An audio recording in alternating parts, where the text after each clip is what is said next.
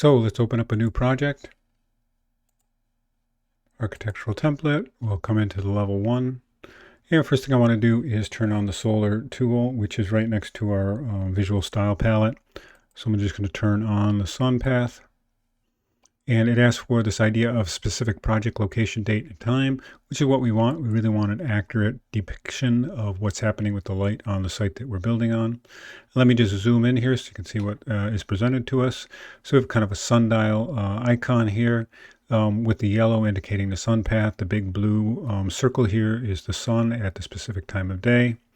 And we can change the path of this by changing the date, and or we can change the position of the sun by the time of day just by altering the date here.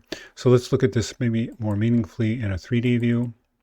And you need to have this tool on in order to have it visualized in every view. So I'm going to just turn it on here. It's going to ask the same questions, which makes me think that it is site specific as far as time of day settings go. So here we have it now set up in a 3D view.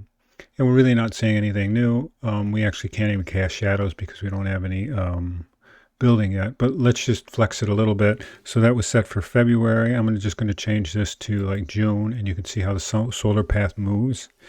So if I was to rotate around here. So this is a really powerful tool. Now if I want the sun to be in a different position, let's say closer to noon, I can just change its setting. And let's see it now better visualized by putting a building in and casting some shadows. So I'm going to go to level 1, grab the architectural wall tool, and I'll leave it with basic generic wall 8-inch and unconnected up to 20 feet. And I'll just make a quick little, let's say building 80 feet long, by 30 feet wide. And just close this off. And then let's take a look at that in the 3D view. And let me swing around to the south elevation.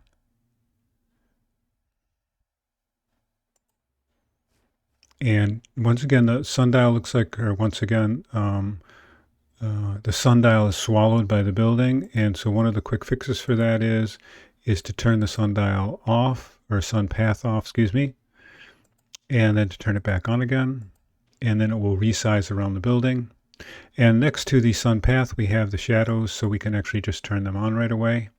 And so we're looking at June towards noon. Sun is very high in the sky. The shadows are very short on the building. If we were to go later in the year, say February, the shadows are much longer at noon because the sun is lower in the sky. So, and if we wanted to try earlier or later in the day, let's say 5 p.m., now we have really long shadows cast. And conversely, if we went to very early in the morning when the sun is coming up, let's just say close to coming up or up for a bit, we'll go to 9 a.m. There's the shadows on the other side of the building. So now we have a very accurate tool right within inside of our modeling software to show the play of light on the buildings and the interior surfaces, which we'll get to next because we're going to cut some windows in the building.